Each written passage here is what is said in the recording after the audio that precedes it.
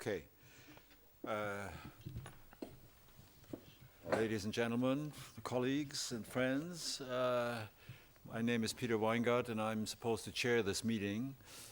I've been asked to this task rather late, and yet probably because I've concerned myself with rankings off and on. And let me just quickly, although I suppose that you're all familiar with the topic, but let me just quickly remind you that rankings of nations, of universities, of science systems, of scientists, of their production, output, etc., has become, so to speak, our common experience. International benchmarking and the like. We here have several experts at the table who are involved in this kind of ranking, and also in looking at the effects that this has had on nations, on their science policies, educational policies, and tomorrow, I take it, this will be carried on, this discussion, and perhaps also focusing on some of the effects that it has down to the personal level. Let me quickly introduce the speakers. I will, for the sake of time, not mention prizes and other honors, but just institutional affiliations. And if you wish, you could, of course, contact them later on and find out more. I'll start out with Christopher Hood to my right. He has been or is director of the ESRC research program, Public Services, Quality, Performance, Delivery. He's a professor at Oxford, Gladstone Professor of Government, and also a fellow of All Souls College, a fellow of the British Academy, and an academician of the Academy of Learned Societies of the Social Sciences. Christopher is known for his work on new public management, and as I found out today, has been a guest at my university many years ago, where some of this work, in fact, started, if I'm not totally wrong anyway. The measurement of success or failures of public administrations was the topic. To my left is Andreas Schleicher, a countryman, division head of the OECD program for international student assessment, the famous PISA program. What PISA initiated, we'll probably hear about a little bit. Many of you may know it. And also the OECD Indicators of Education Systems program, that is INES, and steering the development of new projects such as the OECD Teaching and Learning International Survey, and the OECD program for the international assessment of adult competencies. So I turn to next to, on his left, to Dimas Makuba. Did I pronounce that correctly? He's acting director of SACMEQ, coordinating center. He was sent from his position as a senior education planner in the Directorate of Planning and Development of the Ministry of Education in Namibia, and previously worked for several years as a high school teacher, a college tutor, and a community school manager. And then to my furthest left is Kenneth Ross. He is coordinator, technical project management at the International Institute of Educational Planning of UNESCO. He completed the degree of Doctor of Philosophy at the Center for the Study of Higher Education at the University of Melbourne, and is a fellow of the International Academy of Education, with research interests mainly in quantitative research methods for educational policy research and the use of formula funding approaches in school finance models in Australia. that has to do something with using screwdrivers to. Anyway, I trust that all of you have the frog in your pocket, which is a precondition for insight and good ideas and innovativeness, as we were told. And I think we start with Arnold. Christopher, excuse me. Okay. Where is it? I need this. Well, ladies and gentlemen, I've been a rankings watcher for a few years now, partly on my own account and partly because, as Peter said, I've been directing for some years a program on public services, which has had quite a bit to do with ranking research. And in case you should be interested, I've brought a few brochures about it that are distributed here on the table. Please feel free to pick one up later. Some of the work I'll be talking about has been conducted with Dr. Ruth Dixon, who's sitting in the front here. I wanted to draw on various pieces of work to share with you three puzzles that I have about the phenomenon of rankings, things that don't quite add up to me, at least at first sight. One of the pieces of work that I'm going to be reporting on features in the poster display that you may have passed upstairs. If you haven't, you'll find it in the third bay along. And I think you have to be quick because they're going to be torn down this evening, and you'll find there two posters which will explain two of the things that I will be talking about.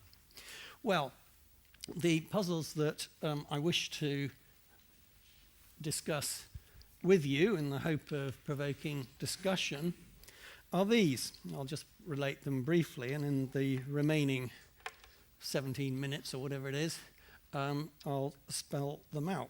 First of all, if, as I believe is the case, so much social science research tends to highlight the questionable validity and reliability of many of the rankings that Peter spoke about, why do we see, apparently, demand rising for this phenomenon? Second puzzle, if negativity bias dominates in domestic receptions of the results of international rankings, what, if anything, is the domestic political payoff to domestic politicians from participating in these things?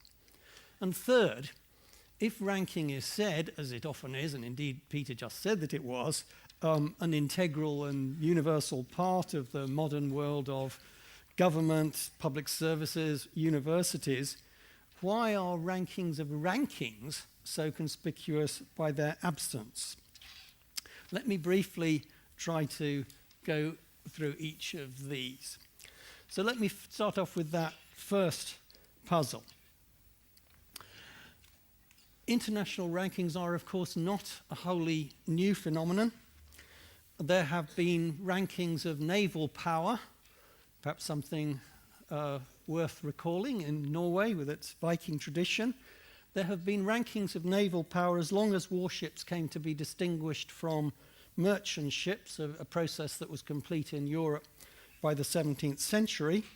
And indeed, some people claim that the French Revolution was in part a product of those naval rankings, because it was the Bourbon kings in the 18th century who perceived that they were falling behind the other great powers in naval power of that time, and that caused them to embark on a massive shipbuilding program, which was paid for by an appropriately massive increase in taxation, which in turn provoked the French Revolution, which brought down the Bourbon regime.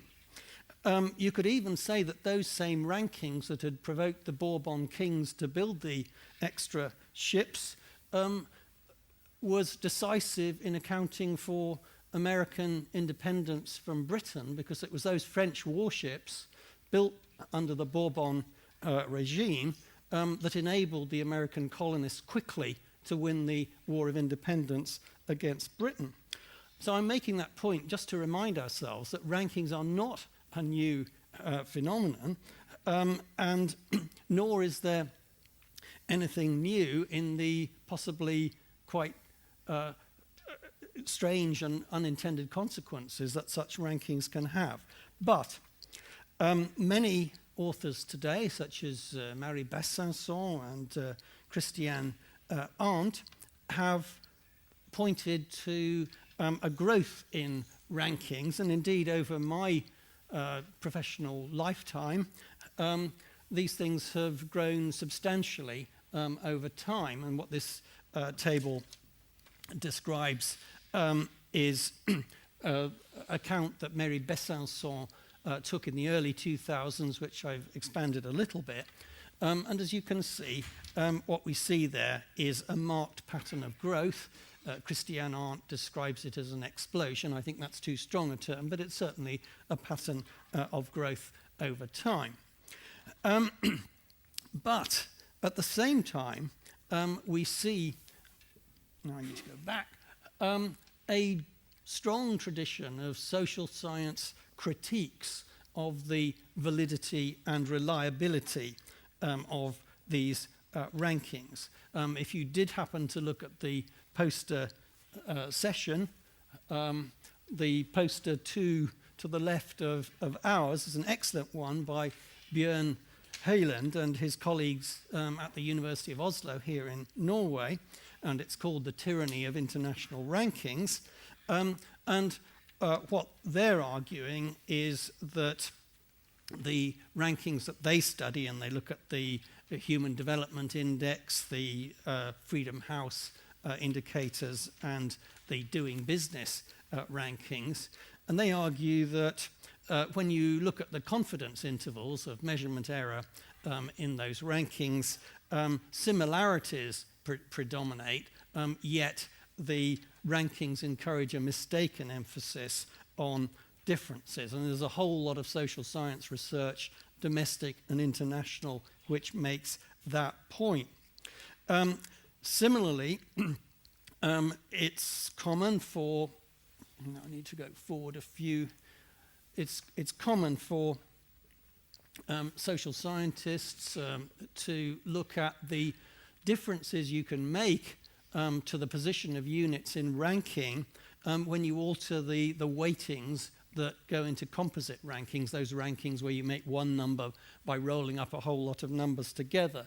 And this reports some work that Rowena Jacobs and her colleagues did in the ISSC Social Sciences, Social Public Services Programme. And what they were looking at was hospital rankings in England, where hospitals were ranked 1-star, 2-star, 3 stars on a composite basis that it would take too long to explain.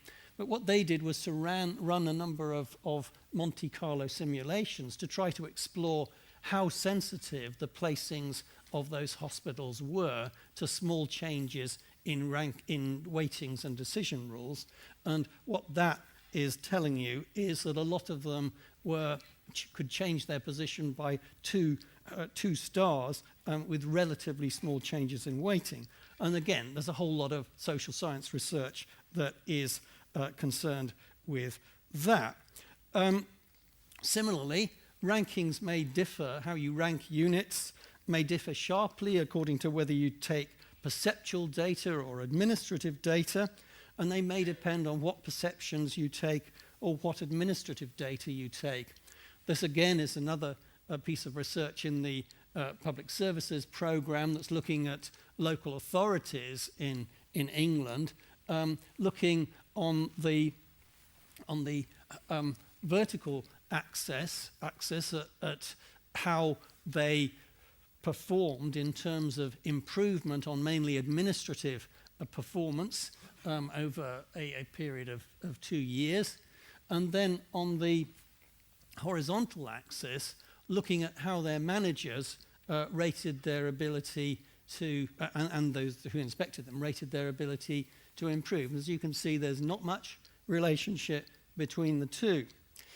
And the same may apply to the the numbers that you take. All the other experts speaking today are going to talk to you about educational rankings, so I hesitate to put this one up.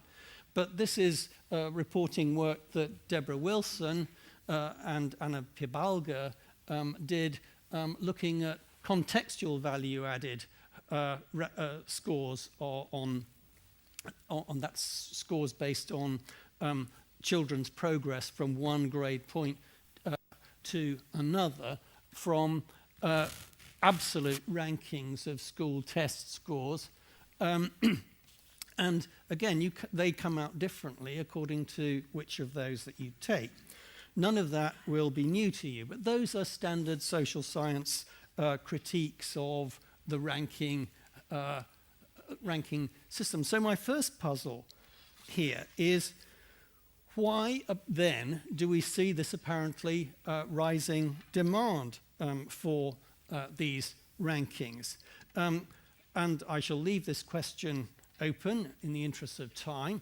I will only note that Christiane Arndt suggests in her account of the growth of the governance rankings industry that it's some sort of functional response by international funding agencies for a need for a need, reflecting a need for new and better data on which to base their funding decisions.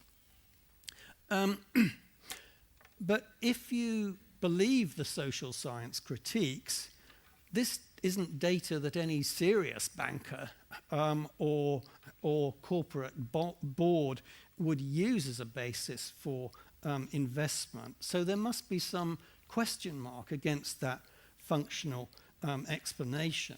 And if that can't be the full story, what are the alternatives? Could it be, as Jean de Kervastuet, the French expert on health rankings, argues, a case of Say's law, that famous French economist's argument that demand is partly driven by supply rather than the other way around? And Jean de Kervastuet certainly argued that that has happened in health. Or is it more driven by, as it were, entertainment value? Another rankings watcher, George Fredrickson from the University of Kansas, who has produced, by the way, a general theory of educational rankings, argues that the college rankings are to US News and World Report what the annual swimsuit issue is to Sports Illustrated. And that's making a point about the entertainment value of rankings. Is it a triumph of hope over experience, or is it something else?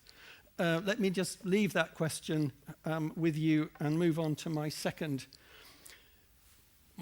puzzle, which is about the negativity bias problem. Moving forward, yes. Normally, I come from a political science background. We think in terms of political activity as being concerned with claiming credit and avoiding blame.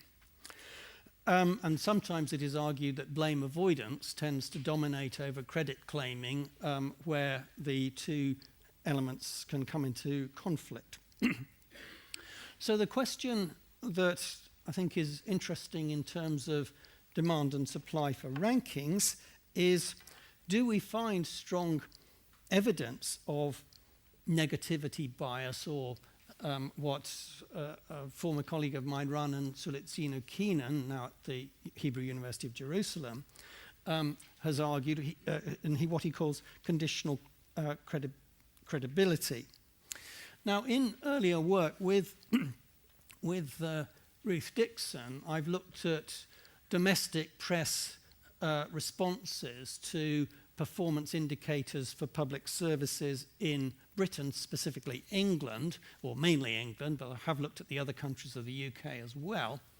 And what this slide demonstrates is a selection of articles in the British press which was analysed over a period when the British government was making much of published performance indicators.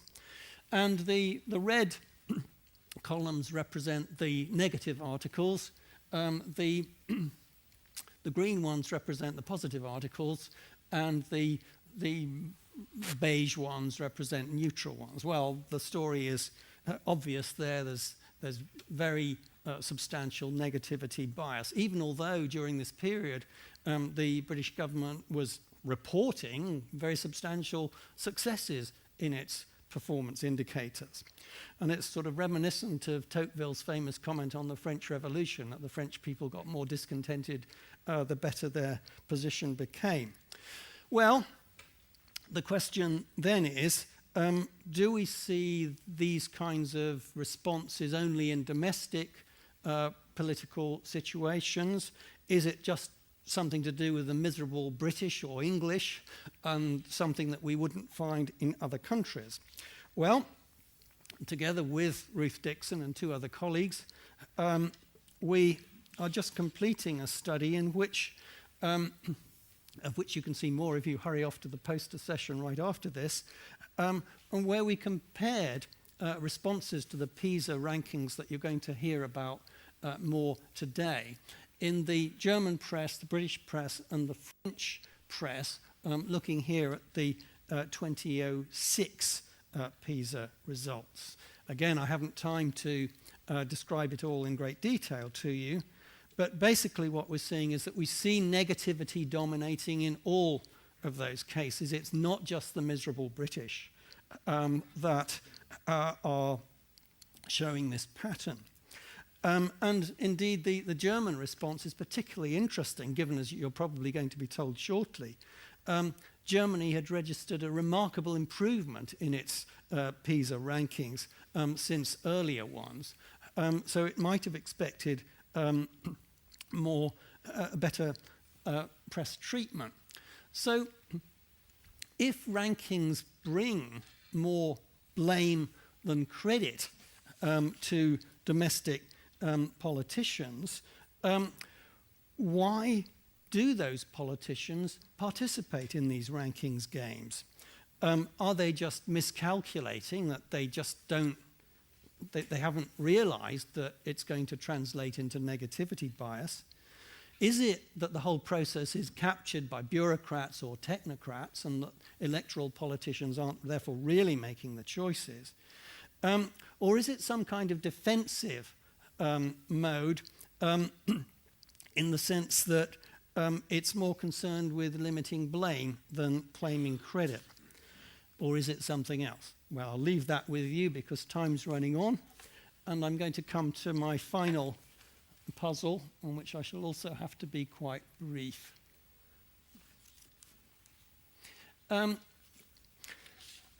If ranking is said to be an integral and universal part of modernity, something that Weber said long ago, and he argued that quantification and calculation was part of the whole drive towards modernity. Why don't we see rankings of rankings, or why is that relatively little seen?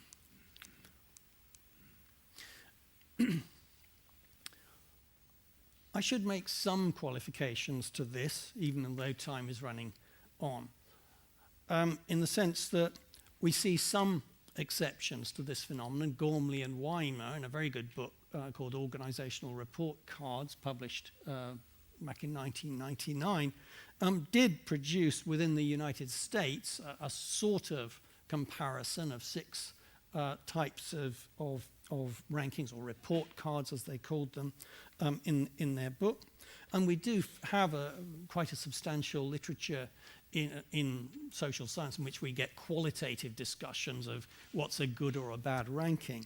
But relatively little has this been translated into a ranking itself.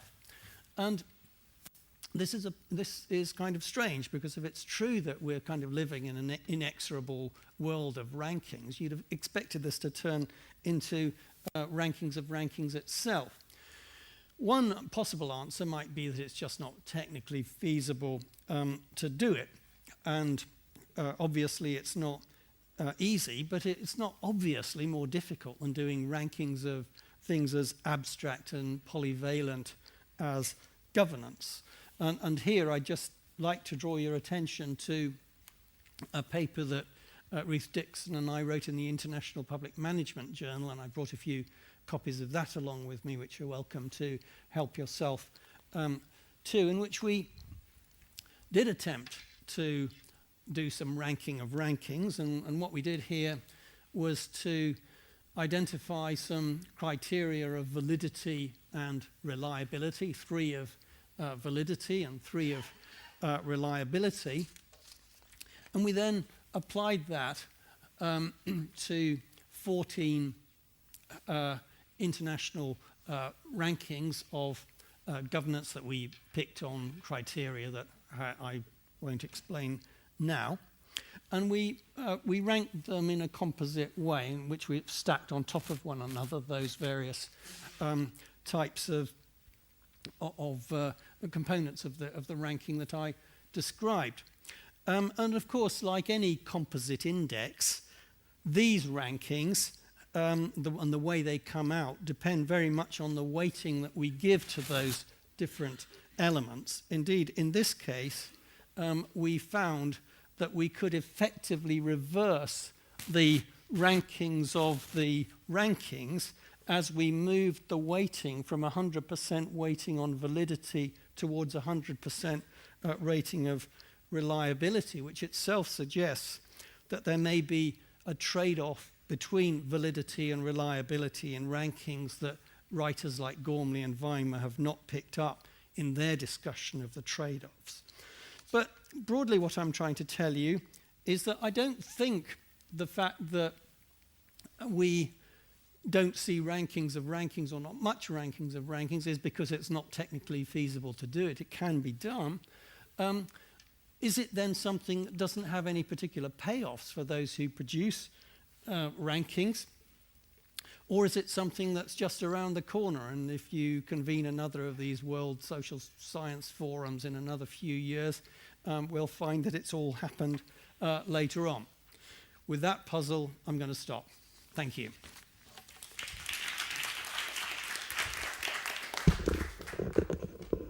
Thank you very much. And we move to the next speaker immediately, Andreas Schlag. Thank you.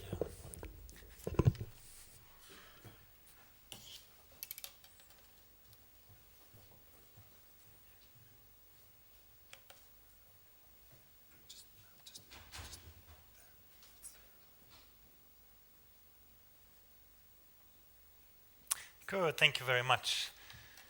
When I started my career at the OECD some 15 years ago, I was the only employee there in education in the field of quantitative research methods. That tells you something about how little emphasis that area received at that period of time, when you had sort of education systems tended to be very inward-looking, very nationally oriented. There was very little in terms of comparison, at least on outcomes.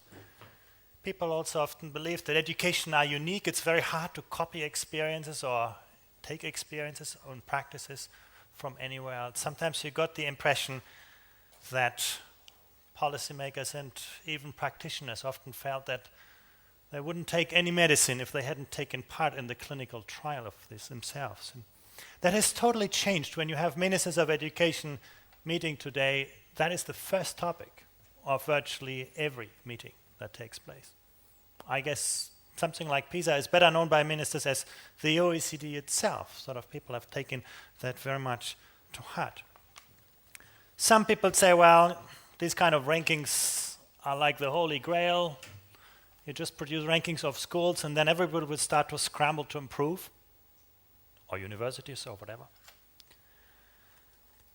Some people say, well, no, it's not really true. It's more like the alchemist's stone, which medieval chemists try to use to transmute just ordinary metal into gold, intending to produce untold riches, assuming that the laws of supply and demand wouldn't hold. And there's lots of lessons we can learn from this. I mean, that's actually a brilliant example, not from education, but from health.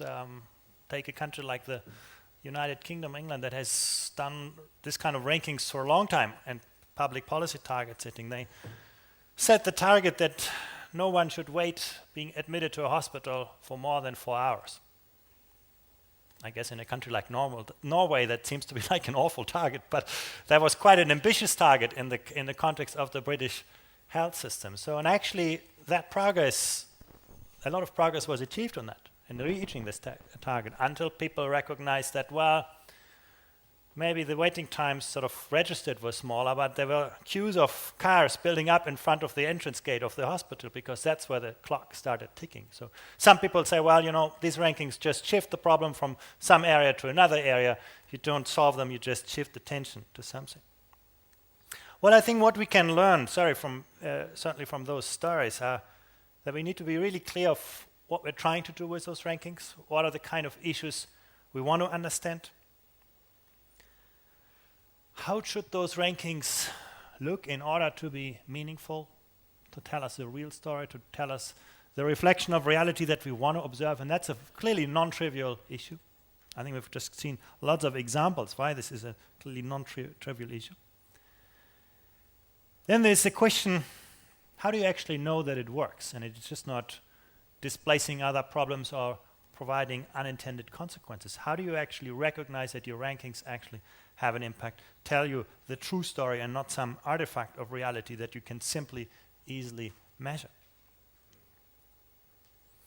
Then I want to say a few words also about what we have done to build systematic evidence in this field. And of course, we're not the only ones doing this, and I think that's actually a helpful thing, that in this world we have multiple ways of looking at the realities and multiple rankings, and you can actually see to what extent those rankings are consistent and to what extent they are not. Why are we looking for these things? Why have sort of rankings in education become so popular? I think the main answer is that it's simply the yardstick for success that has changed. In the past, sort of, we looked at educational progress in terms of improvement by national standards. And today, it's the best performing systems that set the tone. And I just want to illustrate this with a few data. In effect, I mean, you can say today that information feeding public accountability has become more powerful than administration and legislation. You know, the OECD, my organization, is a great example. We have no financial powers, we have no legislative powers. All we produce is analysis and data. And you can see actually the impact that has often on public policy development is very, very significant. But I want to show you why the yardstick for success is no longer simply do become a bit better than we were last year, but looking at the best performing systems internationally. This is a picture that shows you on the horizontal axis how successful countries are in getting lots of people out with a college degree. And on the vertical axis, it tells you something about what you pay for it, cost per student. And I make it a bit more complicated. The size of the bubble tells you where the money comes from. How is this financed? The larger the bubble, the more money is mobilized through the private sector. The smaller the bubble, the more comes from public sources. So what you can see here, the United States, number one in terms of getting lots of people to complete their degree. Also the country that can spend most per student because of the high private sector financing. And here you see a country like Finland. Moderately successful in getting people to graduate, quite a bit of money spent on it, and all coming from the public purse. The only thing I haven't said so far that this was about a decade ago, 1995. And I just want to give you an impression of how quickly things have changed. This is 1995. That's how the world looked in the year 2000. Basically, the United States, what was the goalpost in 1995, is now the frontier that is reached by many countries. You can suddenly see every country has moved somewhat to the right, but some countries have moved so much faster than others. This is Finland already. 5 years later, 1995, 2000, 2001. You can look at this 2003, 2004, 2005. So what was the gold standard in the past? Has become sort of the norm. You can see how quickly things have changed. And I think that illustrates in quite powerful ways why it is no longer enough just to look at becoming better by national standards, but why the best performing systems have become such an important reference point for measuring progress.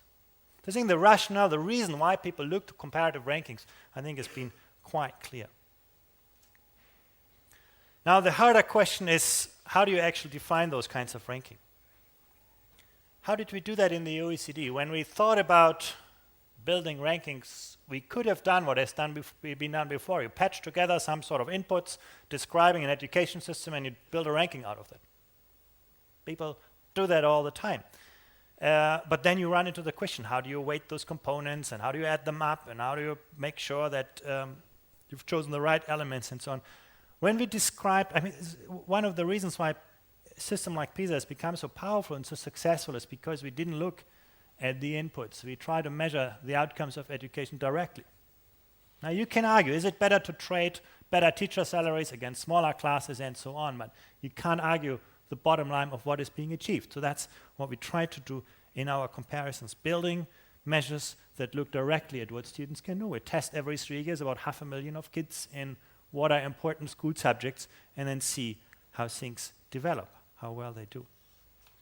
And that's what I want to talk a bit about. Our aspirations were, first of all, to assess disciplines above content, not just looking at whether students can reproduce what they have learned, but whether they can make sense out of it, whether they can extrapolate from this and apply the knowledge in novel settings. And that's not been uncontroversial. Some people say, well, that's a terrible, unfair way to students. Now you test them with things they haven't seen before in this context. It's true. But life is unfair to people, and that's what you experience in life many times. So, and there are countries who are heavily penalized by this approach. I should also say that. When you look, for example, you compare Russian Federation is a good example, or some of the East Asian countries, Hong Kong. They do really well on a traditional school subject test. And when you look at PISA, they're not doing as well as they used to do. So it matters actually. Those choices, those policy choices are important. Looking at whether we assess disciplines in ways that links what is important to what is actually taught, that's always a big challenge. How to bring those messages from these rankings back into the classrooms for actual improvement. How do you actually look at external validity? That's sort of the trick. How do you know that you measure what matters? What we do, we actually follow those kids in a selection of countries up for 15 years. And we actually look how the skills and the attitudes and the expectations tested at age 15 actually translate into labor market and social outcomes. Very, very important perspective that you need to do. One of the most worrying aspects of assessments and rankings has been that you often sacrifice validity gains for efficiency gains. No? You try to test lots of things and then you try to do it cheaply. I think this is one of the biggest risks, and it's always difficult to get along. And then finally, I think keeping a good balance between describing baseline proficiency and excellence. No? How do you move a society up, but how do you ensure that there are enough people with really strong performance? Well, these were the intentions. That was sort of the ambition to cut through this dilemma of rankings, of measuring the things that matter. Well, and then you can actually produce those rankings, and they become very popular in the media. You can line up countries in terms of their average performance on one of those assessments. Now, this is where Finland comes out on top, and so on. You have then countries ordered by this. That's sort of the first thing that people in the media often look at. Where do countries come out? And it's not without impact. In some countries, coming out not as well as you thought you should be, it's actually sparked an enormous public debate. And it's not just average quality in education that have had an influence. It's also aspects of equity. In the past, sort of people always think, well, I know that children from poorer parents will do worse in school. That's very well established. Well, but do you know whether that is equally true to an equal extent across the world in different education systems? You can make those rankings much more sophisticated, and we tried to do that actually. We looked at the impact that social background has on learning outcomes, and in some countries it is indeed very strong. We then looked at where is the impact of social background on learning outcomes less pronounced, and suddenly you have 2 dimensions in your ranking. When you look at this diagram, of course, everybody wants to be there, but performance is strong and social inequalities are less pronounced. Pretty obvious. Nobody wants to be there, but performance is below the average, and social background is a very strong and powerful determinant. in terms of educational success. That's pretty obvious, but what about the remaining 2 quadrants? Now this ranking becomes much more tricky. Is it better to do well on average and accept large inequalities? Or do you focus on equity and accept mediocrity? That's what some people have traditionally believed, that there's a trade-off between quality and equity. The great thing is when you do have those kinds of instruments, you can actually see how countries come out. You can shift them now not only to the vertical axis, this is how well students do on a test, but you can also shift them on the horizontal axis, measuring how strongly social background influences learning outcomes. And that's actually quite an interesting picture. Suddenly you see that quality and equity is achieved in a number of countries across the world in different geographic regions. In Europe, take a country like Finland, in Asia, Japan, Korea, and so on, Australia. So there are a number of countries that set the goals, and that's, I think, one of the most important impacts PISA has had. It has shown people what is achievable. It's not necessarily telling you what to do about things, but the impact it has, you can no longer say you can't do well, and you can no longer say that you can't do well for all people from all social classes. And I think that's the most powerful impact it has had. And that's also why more and more countries have joined it. This chart shows you how the take-up has evolved. You know, PISA started with the principal industrialized countries in the OECD. Now it's about 90% of the world economy represented. In India, we're just taking 4 provinces. There's actually clearly a demand for seeing where education systems stand on this kind of measures of learning outcomes. We know a lot about the inputs, we know how expensive they are, how many teachers they hire, and so on. But knowing how well students do as a very, very strong predictor for subsequent labor market performance is something that these comparisons have actually added to this. But I want to come to the more tricky question. How do you know actually that your rankings are functioning, what they're actually telling you? And I want to give 4 levers here. The first is really to see what is possible in education. I mean, those rankings tell parents, policymakers, what is achievable somewhere else in the world, in some education systems, in some schools. Of course, you can't do this equally by regions, by schools. That's more and more happening. Virtually all federal countries, actually all federal countries except the United States, do PISA now also on the regional level. So you can suddenly see how different regions perform, how schools perform. You get a picture of how your own school performs. And actually, in some countries, it's been really, really powerful. What we have seen, for example, I was in Belgium, where they have given every school a PISA table. This is how you do, how well you do. This is how well you do compared to a school with a similar socioeconomic intake. And this is how you compare to a school in the best performing nations. So schools get a picture to see where they are in a comparative setting. I think that's sort of pretty obvious. These rankings can show what is possible in education, and they make it much harder to find easy excuses, no? Particularly when you look not just on the quality side, but also on the equity side. I'm actually going to show you a few examples on that. They can put national targets into a broader perspective. One of the dilemmas is when you actually do see improvements in national achievement scores, politicians will tell you, oh, we've improved our education system. The press will tell you, well, no, the standards were lowered. No? And that's the kind of dilemma you encounter all the time. And international rankings actually give you some measure actually to look into this in a broader perspective. A third dimension, I think that's probably today the most crucial one. These allow you to assess the pace of change in educational improvement. The picture I showed you about a decade of development in higher education, where sort of the world is fundamentally changed in terms of who's first, who's last, in just 10 years period. I think that the pace of change is dramatic, and you can actually look at this in a broader period of change. You look at a country like Korea. In the 1960s, Korea had the level of GDP of Afghanistan today, one of the least developed education systems as well. Today is at the top and getting virtually every young person out of school with a completion. So a lot has changed.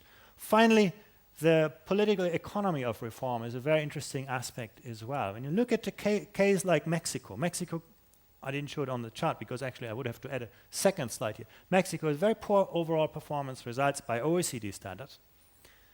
Nevertheless, when there was a public survey, a survey of parents conducted 2 years ago, 70% of the parents said, we are entirely happy with our schools. And now if you're a president of a country, you want to improve education, who knows what the consequences of poor education performance is, and you have no one asking for it. That's sort of a quite sort of difficult situation. What the Mexicans have done in that case, actually, they have set up a public target for PISA, sort of bringing the perspective of international performance into the national policy debate. And this has been quite effective, so that there is sort of at least an aspiration that gets the country out of where it is in quite a high degree of complacency.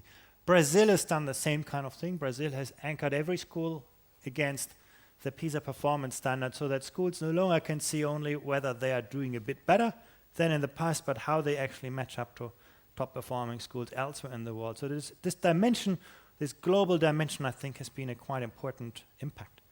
And I want to just illustrate a couple of these points with a few countries. And I start with my own country. When you actually look at the case of Germany, for example, people have accepted inequalities as given. They say, well, you know, if poorer social background translates into poorer educational outcomes, that's something we can't do anything about.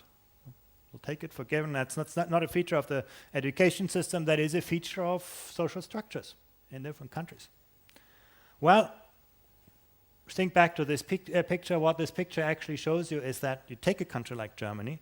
The students are not doing that poorly in terms of average performance, but they're among the students where social background makes most of a difference in terms of learning outcomes. So basically, suddenly, public policy saw that you can actually not only be doing well in terms of average performance, but you can move to the right side in terms of reducing inequalities.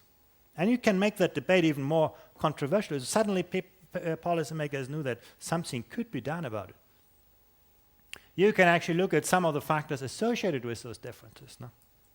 You can compare education systems on the degree of stratification they have. In green, I've marked the systems that are highly integrated, where basically there are few tracking and stratification mechanisms. In red, I mark the systems that are highly selective. And suddenly you see basically, well, these international rankings give you some ideas of the factors that are associated with the results that we see. In whatever causal ways, I don't want to speculate. That goes beyond those kinds of rankings, but sort of you get lots of ideas on where to look for improvement. I want to skip that. Just sort of taking another example from the United States. When the PISA results for the United States came out, well, a lot of people were saying, well, the United States doesn't do so well because of its large immigrant population. No, you can test it. You can actually now rank countries on the basis of their native students only, taking out all immigrant students, and you can actually see that the relative standing of countries changes for some but not for others. You can look at where countries come out in terms of first-generation students, students who were brought into the country when they were a child. You can look at the performance of countries for those kids who were already born in the country. So you can do your rankings in various ways, and you can actually examine those kinds of challenges and questions that are actually being brought into those kinds of education systems. Of course, those kinds of instruments are not without their problems. I think that's quite obvious. The methods that underlie always need to be open to disposition. I mean, one of the ways in which we deal with this is, I don't think we have a ranking of rankers for PISA yet, but at least the methods are being open and everybody can reproduce them or find differences in this. And actually, this is quite a helpful debate, that there's a lot of debate on the kind of methodologies that should be used to score those education systems in different ways. I think that's the approach, that making this a public debate, I think, has been a quite powerful lever to address this. Well, I just want to say a few words about bringing this into the future. Where do we actually see the biggest limitations? When you do rankings, of course, you want to construct your rankings so that they maximize the policy impact. We've done everything in the OECD we could to actually make sure that those results are taken seriously. But you also need to take into account that you can't do everything that you would want to do. No? When you construct your rankings, of course, you do the things, I call them quick wins, that are easy to do and make a difference. You want to avoid investing money into things that don't matter that much and anyway are hard to do, and actually lots of things in this box. But at the same time, it is important to move the agenda forward, to do things that are very important but difficult to do, and you always pick up things that are easy to do but perhaps not that important. The kind of thing that are really easy to do is to establish the relative standing of countries. That's what the media like from this. Easy to do, and but it's not actually for policy, is not the most informative thing. It tells you what you can achieve, but it doesn't tell you much what to do. Monitoring educational progress is much more important, actually also more difficult to do, because if you want to measure change, you can't change your measures, and that's a bit difficult dilemma in education, when the kind of things that are important in education actually do change. The kind of competencies that matter, you need to change your measures, and finding the right balance is something that we found very tricky, even over short periods of time. Much more important is actually to look at then the individual, institutional, and systemic factors that relate to performance. That's something that we are trying increasingly to do, and I can say today we can account for 70% of the performance variability of schools across countries. Sort of our statistical models have really become quite powerful. We don't know what the causal mechanisms are that underlie those relationships, but we can actually predict much of the variability in school performance from what we measure, from students, parents, schools, and so on. One of the things that we haven't yet been able to do, I'm finished in 1 minute. One of the things we haven't yet been able to do is measuring growth in learning. I think that's something really important for performance ranking, that you don't only see where you are, but how things are changing on an individual basis. To measure a wider range of competencies. Somebody has once criticized the kind of assessments that we do as a drunken driver who's under a lantern looking for his car key, and then someone comes and asks, well, why do you look here? Did you lose your car key here? And he says, no, well, it's the only place where I can see. And that's a little bit the problem that we have in assessment so far. We haven't yet been able to measure a sufficiently wide range of competencies. We're working on that. I think one thing that is also really important is to increase the value is to bridge the gap between assessing from a summative perspective towards feeding that information back to help teachers teach better, schools to be more effective, and students to learn better, to bridge the gap between what we call formative and summative assessment. I do think that is not an unrealistic, but quite a realistic perspective. Thank you very much. Okay, next, if this works, it doesn't, well, you know it works. Okay, now we have a dual presentation by Demis Makua and Ken Ross.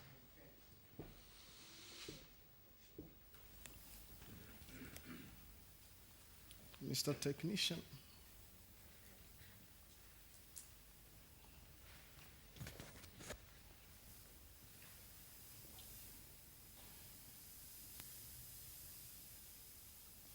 Okay. Okay. Oh, which one? Oh, this one. Okay. Thank you very much.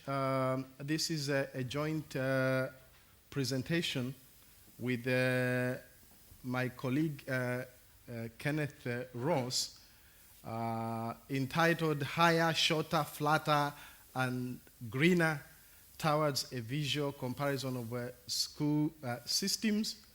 My part, the introductory part, is to give the contextual background of SACMEQ in this part one. So I pose the question, what is SACMEQ? I pose this question because SACMEQ stands for the Southern and Eastern Africa Consortium for Monitoring Education Quality, a network of 15 ministries of education in the Southern and Eastern African region. It is important for us from our point of view and from the point of working with the ministers of education in these regions that we have to have some understanding of the context of the region we are dealing with. You'll know for sure some of the challenges that are there in sub-Saharan Africa, the challenges of socio-economic development, challenges of low quality of education, and these bring about equally other challenges of how can we use education as a pathway to socio-economic development. And then how do we improve the quality of our education? What is the quality of education, and how do we improve the quality of our education? What competencies do our people need in order to monitor and evaluate this quality of education? So that is my task, to give a brief background of those issues before we come to the dynamics of the comparisons and rankings. And these comparisons go on either according to those 15 ministries of education, or even within each ministry of education. One can look at the various provinces, one can look at social groups, or one can look at gender comparisons. The SACMEQ, or the Southern and Eastern Africa Consortium for Monitoring Education Quality countries, are informed not only by their own internal national imperative efforts to provide quality education as a pathway to socio-economic development, but they are also part of the international community and the focus on education for all, and especially the need to provide quality education for all, as indicated in Education for All goals number 2, 5, and 6. And equally also the Millennium Development Goals that pertain to, again, contribute towards socio-economic development by eradicating or alleviating poverty and hunger, achieving universal primary education, and of course combating HIV and AIDS and malaria and other diseases. So what is SACMEQ's mission? SACMEQ's mission is to undertake integrated research and training that will develop the capacities of educational planners and other researchers in the ministries of education to be able to monitor and evaluate the conditions of schooling using modern research methods in order to be able to gauge the quality of their own basic education system, and in so doing, generate research information that can be used by decision makers for improving the quality of education. It is important to mention here that SACMEQ, as an organization, is headed by the ministers of education. So the entire research agenda in terms of the research agenda and policy implications is determined by the SACMEQ ministers themselves, who meet every 2 years during the SACMEQ Assembly of Ministers. Then there is the SACMEQ Managing Committee composed of 5 ministers of education that supervise the work of the SACMEQ Coordinating Center in between those periods, in between the 2-year period, and then scientific committees to look at technical issues and measurement issues, and that's where our cooperation with the UNESCO International Institute for Educational Planning, IIEP, comes in. And of course, the main component is capacity development, and so in each country, there's a team of national researchers headed by the National Research Coordinator and the deputies, and these are the ones then who receive training and then go out and carry out the studies in their respective countries. It is also important to note how SACMEQ has evolved, starting around 1989-84, which I'm calling the phase 1, when it was a project initiated by the IIEP in one country, Zimbabwe, at the request of the minister of that particular country. Then later on, by 95 to 98, IIEP became the facilitator for the SACMEQ 1 project.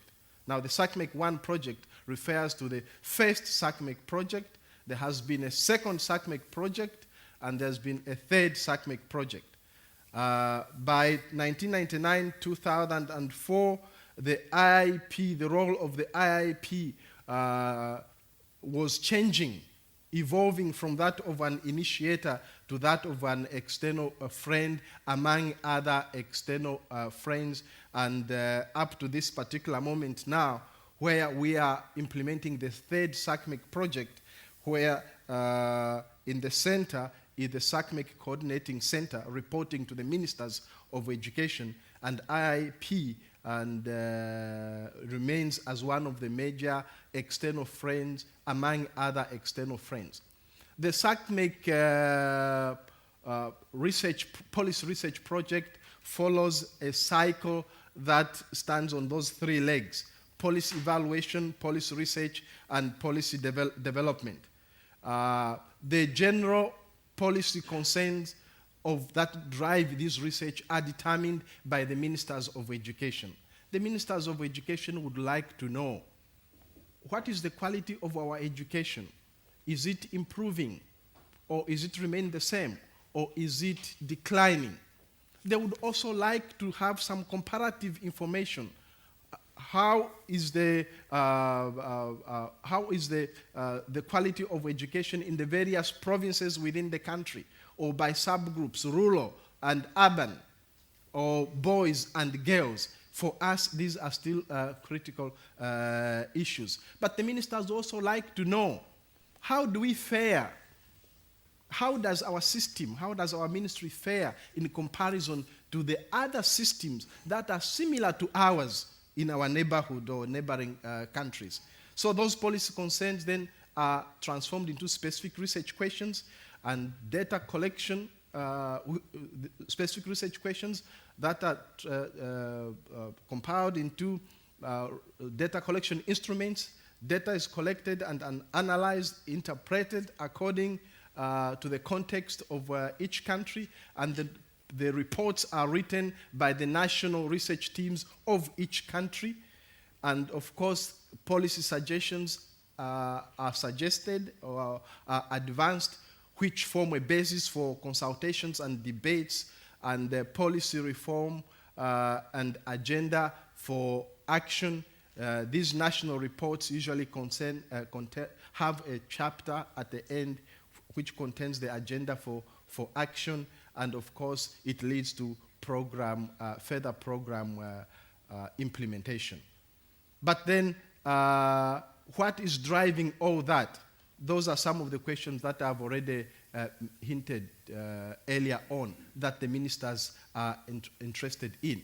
Is the quality improving or declining? What are the conditions of teaching in our schools?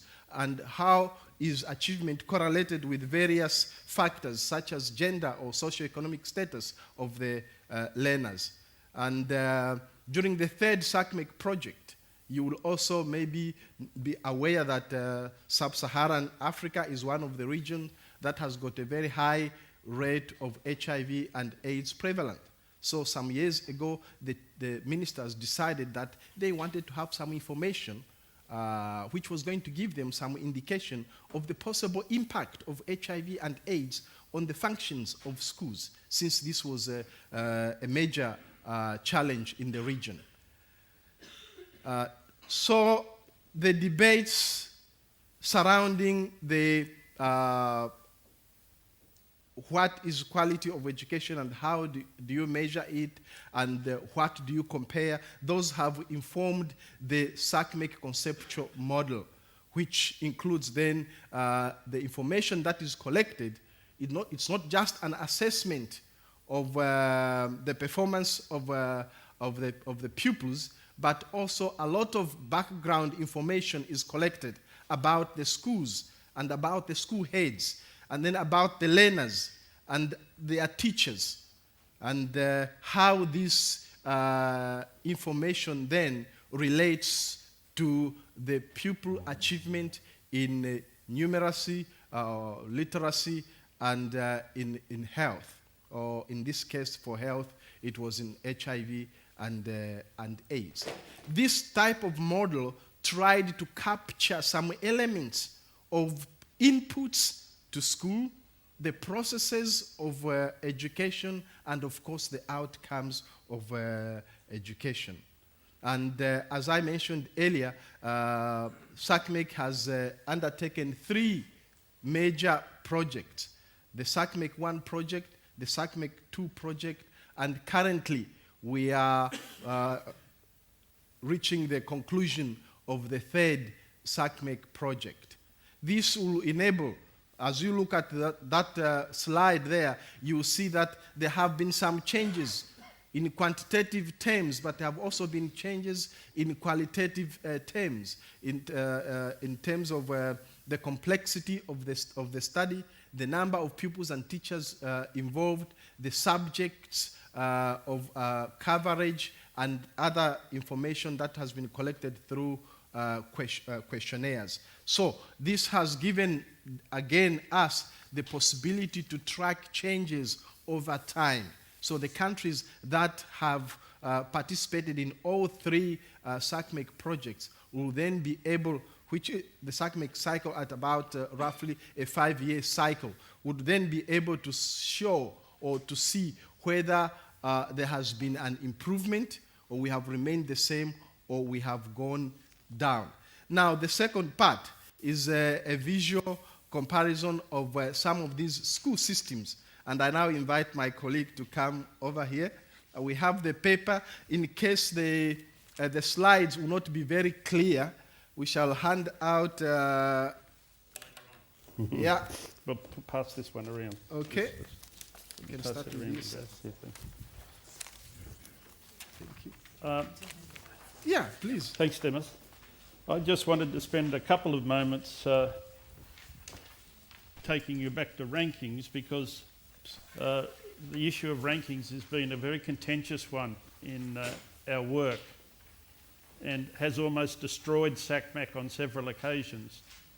In the first SACMEQ study, although we did a strictly uniform and comparable research program in each of the SACMEQ countries, the ministers refused to allow any information comparing countries to be printed in a single report. So for the SACMEQ 1 report, you got separate national reports, but no reference across countries. In about 2003, we started to introduce the idea of comparisons. And remember, these school systems themselves are very fragile, very underfunded, crisis-ridden, very honourable institutions, but they're dealing with a huge challenge in terms of lack of resources and funding in many cases. So they are sensitive about comparisons that cause difficulties at home and in the press and so on. There was a famous incident during a SACMEQ ministers' meeting. Could we go to the next slide? To the one, okay. Yeah. I'll skip that. No, keep going. Yeah, that one. Where we introduced a league table just to show the ministers what was happening. In other words, we introduced this list of countries here and those lists of average scores to the ministers at a private confidential meeting. There was uproar. One minister shouted at the presenter and ran from the room and resigned from SACMEQ. The other 3 or 4 of the other 14 were grumbling and thinking about withdrawing, and the whole thing became quite a mess. So we went back to the drawing room and started to try to think about ways of lifting the standard of the debate, because, I mean, this just was not going to fly in the SACMEQ community. And what we did was we stole a little idea out of one of Andreas's early reports called socio-economic gradient lines. Can we go to the next slide? And you've got that on the second page there. As a way of trying to just lift and diversify the way in which people talk about the performance of school systems. What you've got on this page is just a set of simple regression lines between home background and reading scores for the 14 SACMEQ countries. But the regression lines don't go on forever, infinitely, as good, well-behaved regression lines should. They've been truncated so that the length of each line is proportional to the variance of test scores. So when you look at these lines, the length of each line tells you the distance between the best and poorest learners. Okay. We standardised the socioeconomic level indicator so that 0 was the mean over all SACMEQ countries.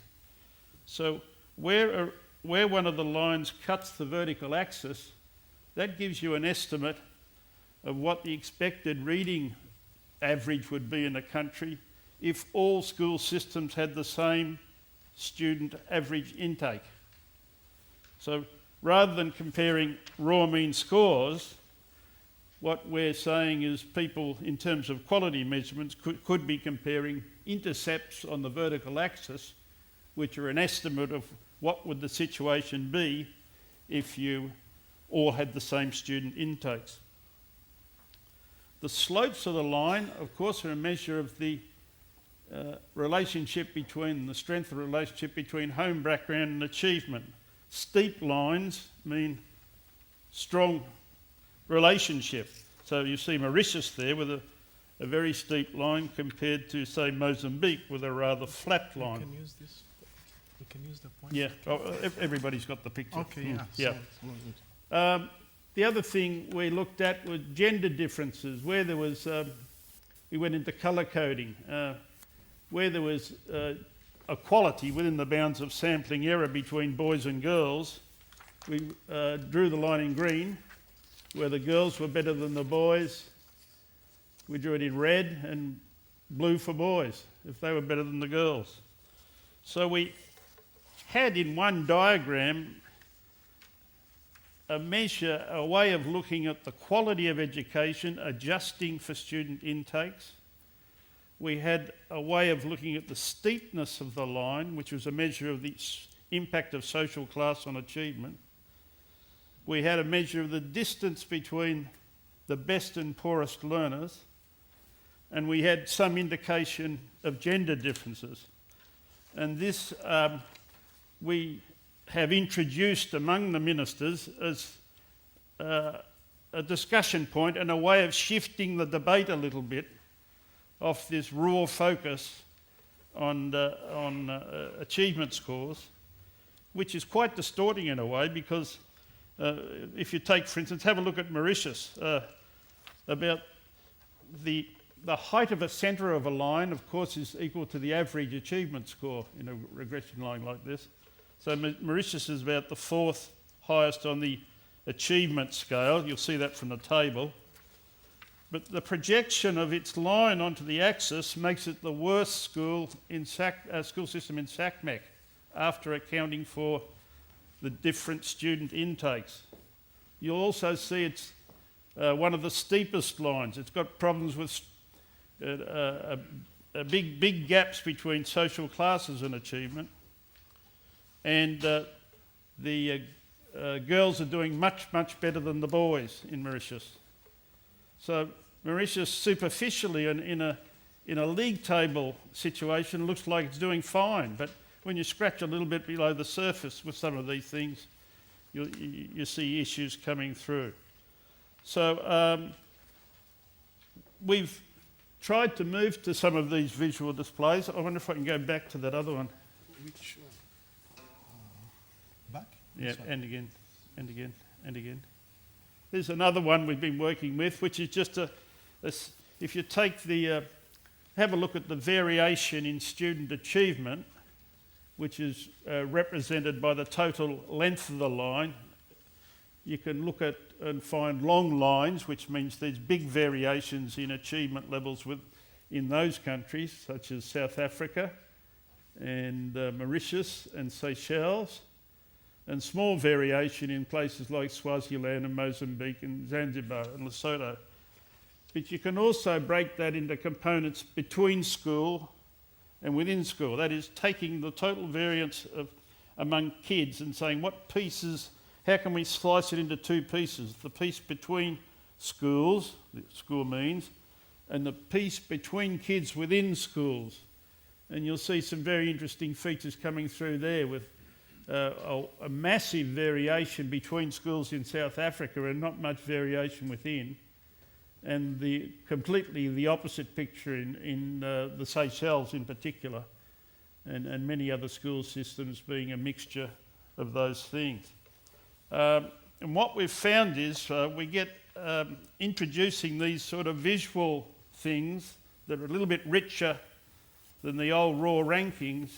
I think we've been able to lift the quality of the debate amongst decision makers, many of whom are not really statisticians or quantitatively oriented, but they can get their teeth into this sort of visual presentation, and I think it's moved SACMEQ forward quite strongly over the last year or two, whereby the school systems are now much more robust in terms of talking about their successes and their difficulties in this area. So I'll leave it at there. Thank you very much.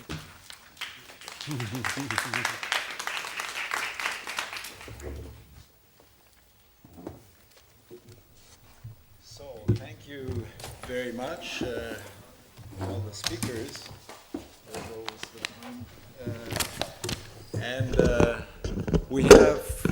We have time for discussion.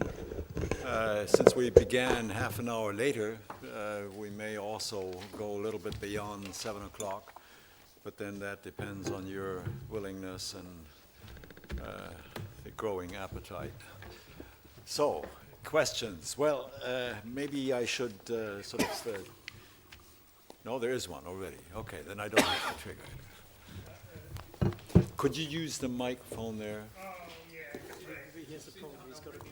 Oh, excuse me. Okay. Okay. My name is Per Legreid. I'm coming from University of Bergen. My question is to Christopher Hood, especially about the two first puzzles. I wonder if you can expand a bit more about your answers to the puzzles. You didn't have time to go much into that. You just mentioned a couple of possible answers, but I wonder if you can expand on that and what's your, in a way, favorite answers to especially the first two puzzles. Thank you.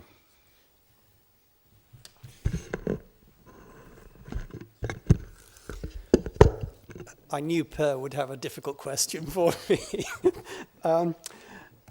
I think that, as I explained, the functional explanation that Christiane Arndt has put forward in her works in the IPMJ and other things she's written only take you part of the way, even if I allow that may explain some of what we observe. I think there are other things that aren't explained because some of these rankings are not really driven by the needs of international bodies in investment. And similarly, as Christiane has herself argued, in some cases, particularly in governance indicators, let's leave aside the educational indicators that the other speakers have discussed. Christiane claims that there's a preference for inferior indicators over superior indicators in governance, in that she shows that there's a tendency to prefer what she sees as the more problematic World Bank governance indicators over superior alternatives. And that too can't be explained, if she's right, by a functional explanation. I don't have a clear-cut answer, but I think part of what may be going on is possibly a blame avoidance response by international bodies, to the extent that Arndt is right about that, in that what they need are ways of showing that their decisions are not arbitrary. So even if they're based on data that is questionable, it gives those bodies a basis on which to defend what they do. That's not the same, I think, as a functional explanation, but I think it may well go some way to explain what is going on. I think, as far as my first puzzle is concerned, I do really think that it probably is a mixture of all of the things that I described, but I would like to add that element of protecting the bodies making the decisions. As far as the second puzzle is concerned, I was very interested in what we just heard about SACMEQ and the sort of tremendous political resistance that was put up against the raw scores kind of rankings. I think that, again, the blame avoidance explanation may have a good deal to be going for it, because even if there's a sort of political asymmetry in the way that elected politicians are treated in domestic responses to rankings, and that they tend not to be rewarded for good rankings, but they're punished for bad rankings, so you've got that asymmetry, that negativity bias. And then if you ask yourself, well, why on earth, why go there? I mean, why should politicians be interested in playing this game?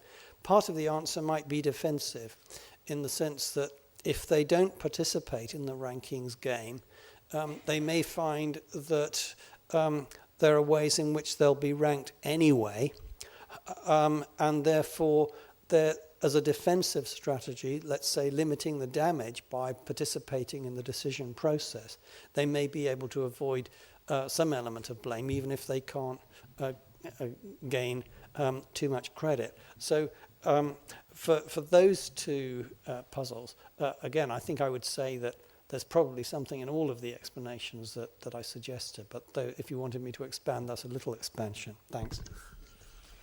There's a question in the back there.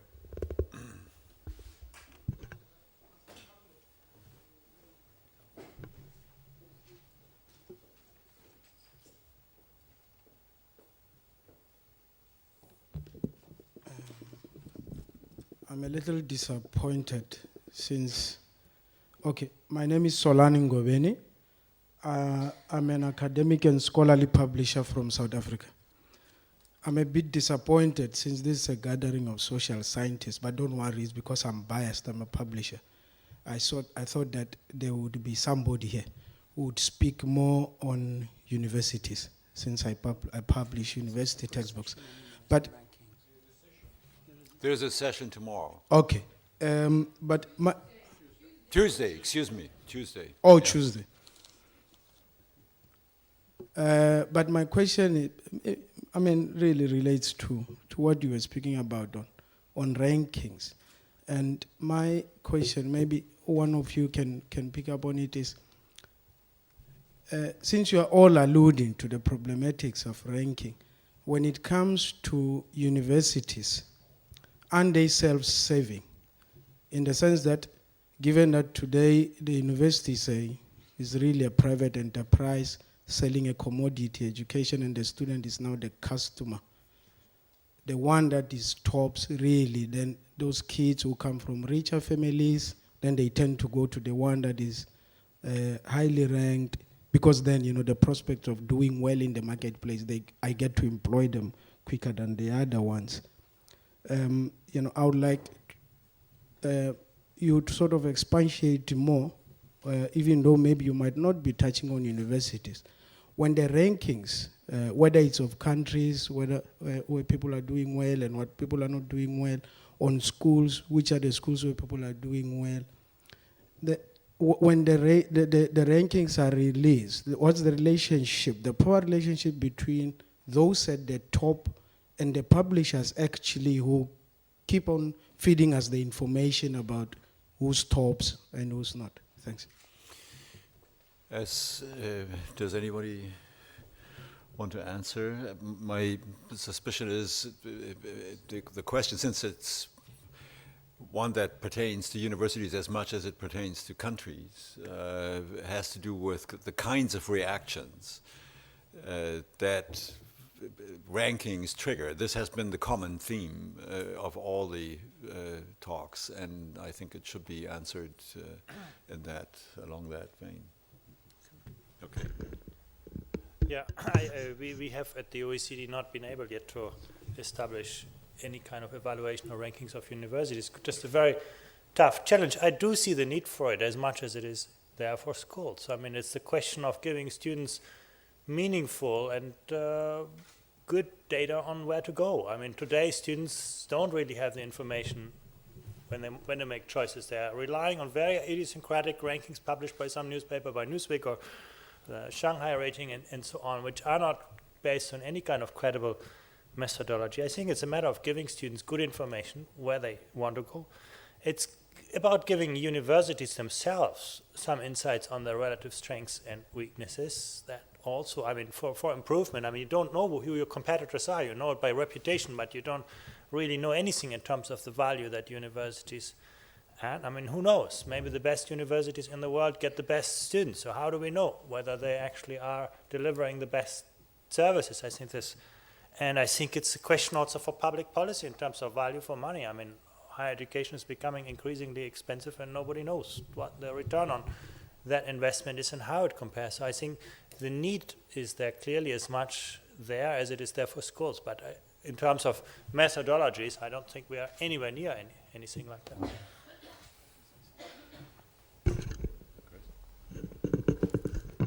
I'm sure that the answers will come out in the session on Tuesday, so maybe we shouldn't anticipate those. Maybe I might just say something about George Fredrickson ideas about university rankings, because he claims to have developed a general theory of that.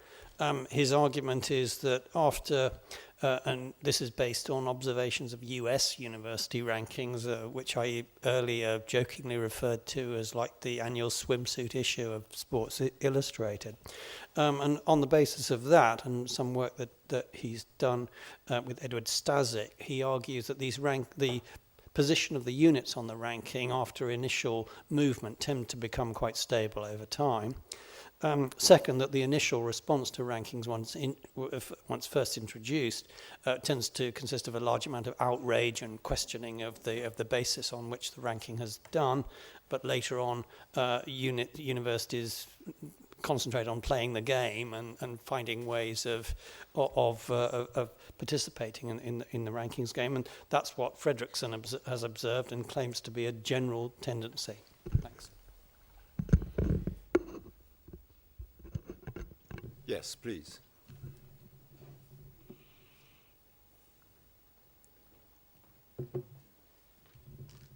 Hello. I was just wondering whether you could comment a bit more about the effect of ranking, which is a bit what my colleague commented on before. Because take the UK university ranking system, for example, where we're ranking research that people do. And that has a real effect, as far as I understand, on the funding that those universities have, which could make those universities that are good in the first ranking continually good. And I think we can see that at an individual level as well.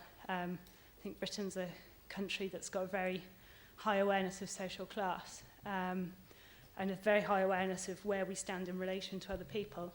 So firstly, maybe, could you consider maybe the effects of ranking possibly on recreating, sustaining, or even increasing inequalities between different countries or between different groups? And also, is rank a good thing? You know, could be having worse effects. The people who are ranked in low social classes often have the worst outcomes in life, and perhaps that increased awareness of how they might compare unfavourably to other people could actually sort of be further detrimental to what they're already experiencing. Thank you. Could I pick up that question and sort of reinterpret it to you by giving one other example? Because you did not differentiate between reactions of those that are affected by the rankings, in other words, the subjects, i.e. in this case the universities, for example, and the policymakers who have to make decisions on how to distribute funds. Those are two different matters. And I would just sort of, not to lose too much time, add to this, the slide that showed effects of PISA which means the effects on governments, how they reacted to PISA, showed what you pointed out as being, so to speak, a general reaction, namely everybody's trying to get into the game and participating in it. The one conspicuous exception is Germany. It stayed, so to speak, behind all the time. I could say a little bit more about that, but I want to leave it to probably you two to respond to that question and my add-on. So you want to start?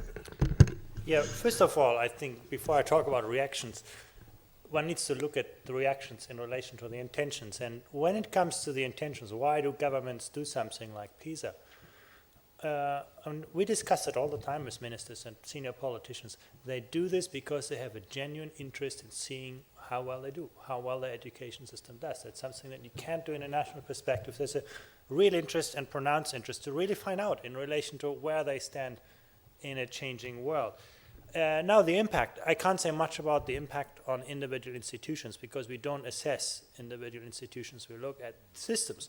But you do see that in fair number of countries, there's been a profound impact on public policy in terms of generating additional resources for education, in terms of reallocating resources, in terms of equity-related policies, in terms of what is being taught and what is being tested. And that's not just true. I mean, you would expect that the poor-performing countries will react most pronounced and create the biggest.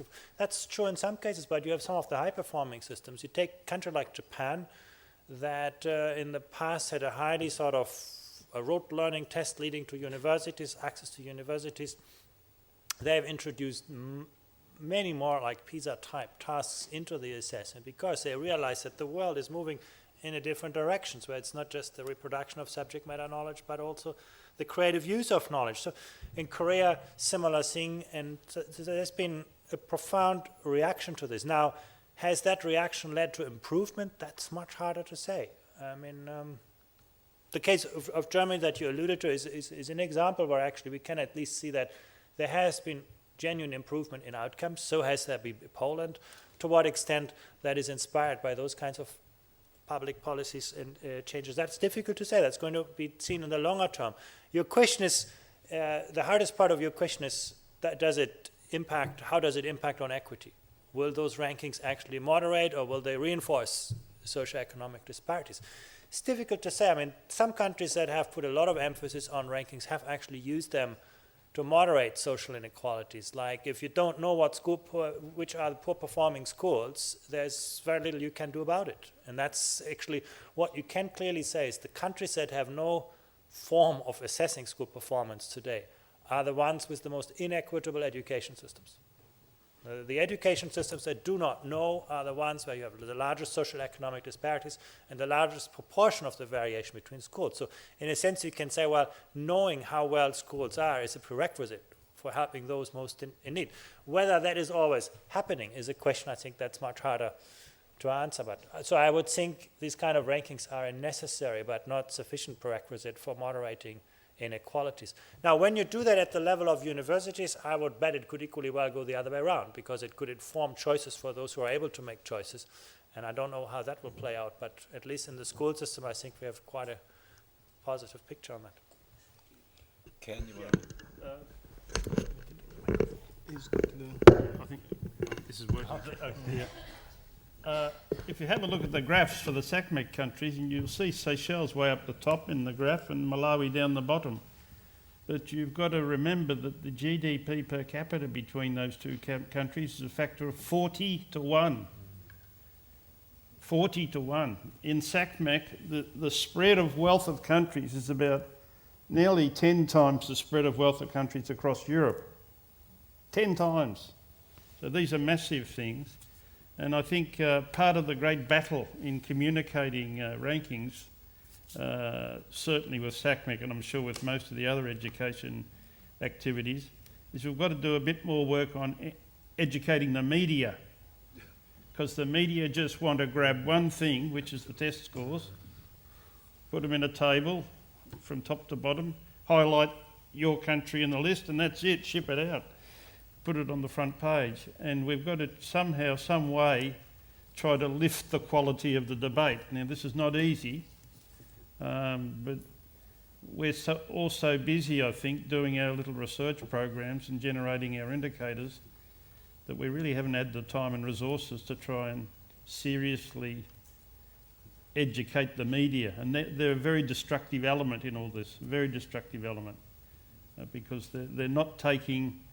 There's many, many messages that flow through PISA and SACMEQ and the IEA studies that are specifically geared for school improvement, but often they're not picked up by the media, and therefore the general public gets distorted and poorly aligned message, and it's a battle we've got to win eventually, I think. Well, again, I think this is a question that probably could be better answered by the experts on university rankings when you meet on Tuesday. All that I would say is that I tried to point out in my speech that rankings can have profound consequences, and I did use the example of naval rankings in the 18th century and the Bourbon king's response to that. What I didn't tell you is that many historians today believe that the Bourbon king's interpretation of where France was in the naval rankings in the late 19th century was actually wrong. That is to say, they misunderstood the measurement error of the rankings. And almost certainly, well, many historians argue today, those extra ships weren't needed. So you could argue that both the victory in the American War of Independence and indeed the French Revolution might have been based on a mistaken interpretation of rankings. I don't think you can have a much more profound effect than that.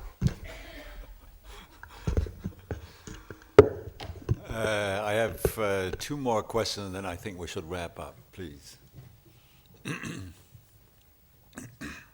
Thanks, Ruth Dixon from Oxford. I was interested that the SACMEQ study also tested teachers, and I wondered how that informed the results. And also, as a subsidiary to that, would PISA ever think of doing a test of teachers, or would there just be too much resistance?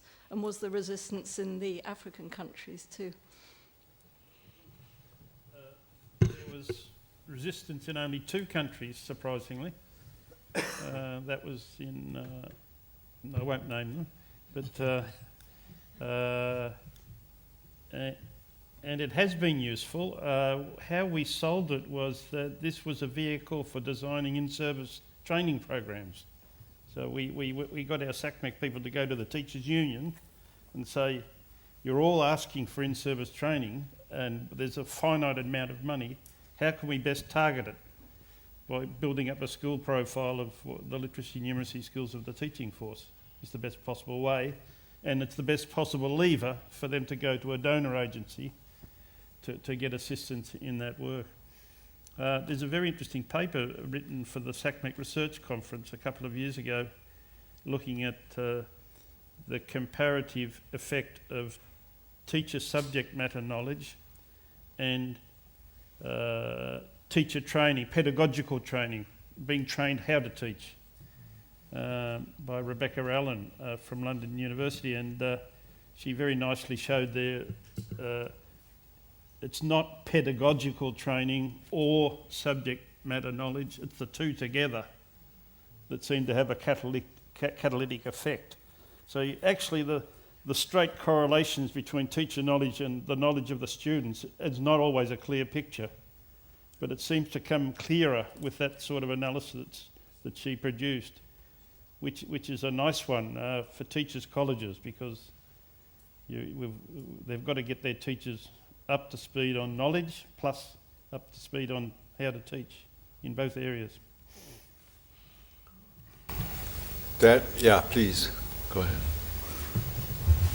I'd just like to say, first of all, that one of the values of this kind of session is that you get a series of examples that allow you to think about matters across the particular details that people are talking about. And my initial reaction was that there seemed to be a lack of focus on the actual work of these phenomena. sort of indicators, rankings, benchmarks and whatever. And I guess I come at it from my specific background, which is New Zealand, where, for example, in the 1990s, we could say a whole generation of new calculations and calculative practices occurred as the various supply chains in New Zealand were reworked with the neoliberal reforms. And then in the early 2000s, we had two new kinds of windows on the world. Richard Florida arrived in New Zealand and started to talk about creative class and such like. And all the cities of New Zealand started to measure themselves against other cities in the world. And about the same time, the New Zealand universities started to benchmark themselves against the rest of the world. My point is not that we have detail like you have, but rather what I found as a social scientist in the New Zealand context was that the really interesting question was what would be the sorts of literatures that would inform us about these kind of phenomena. And in fact, as I began to dig into that, I began to realise that three things were happening that were really interesting, and the examples today showed this. First of all, people's practices changed, and the discussion that we've had sort of suspended it around the measures, the calculations, but not so much about consequential practices, although some of the questions exposed that a little bit. The second point was that, in fact, new spaces were being created, and the examples show this, that in Africa, it's been reconfigured and thought about, come to be known in a different kind of way to what previously was the case. And the third kind of matter that we really in New Zealand are beginning to think about a lot more is, as we make choices about the measures we use, we're actually beginning to enact our understandings of the world in different ways, and in turn performing new worlds into existence.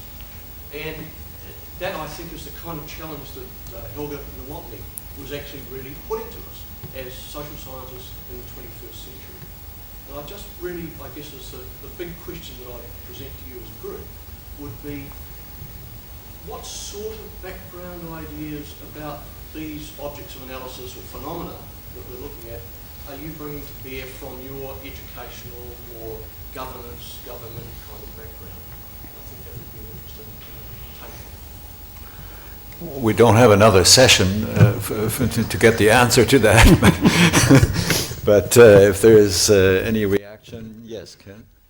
Well, I've been an educational researcher for, I'm just trying to calculate, I think it's about 35 years now.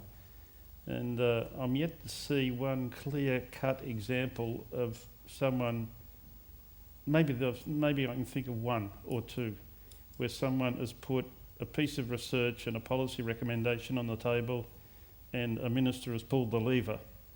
There's such direct linear relationships between research and policy and action are not strong on the ground in education. What does happen, I think, from my experience, is that if you're sensitive in the way you communicate the research results and you bring a number of stakeholders into the discussion, you can change the tone of the discussion, and that's what I was talking about a little bit earlier on.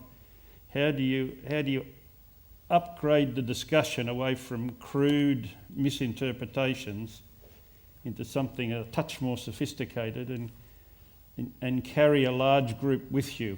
And I think this is really when we say we're in educational policy research, in reality I think that's the name of the game. Carol Weiss called it the Enlightenment model, I think, where you change the mood and the dialogue and the setting, and then hopefully a more enlightened solution comes forward by consensus from a wide cross-section of the stakeholders. Yeah, thank you.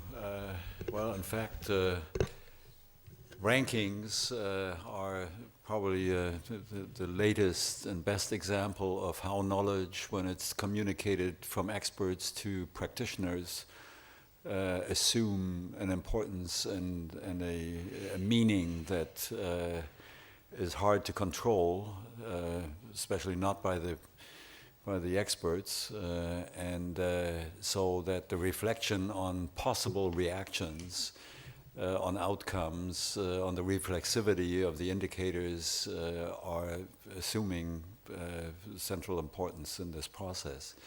We've heard very good examples, it seems to me, and perhaps a few more will be talked about in the session on Tuesday. From my own background, I know the situation in university and researcher rankings much better than on the national levels, but the problem is structurally the same. That in itself is a research problem, and it's not just a matter of educating the media, which is very important indeed. It's also about educating the policymakers, but it's also about educating the rankers to be careful in designing the rankings and communicating them. It's that is part of the job. And with that, having used the prerogative of the chairman, I want to close and wish you a nice evening. Thank you. Thank you to the speakers.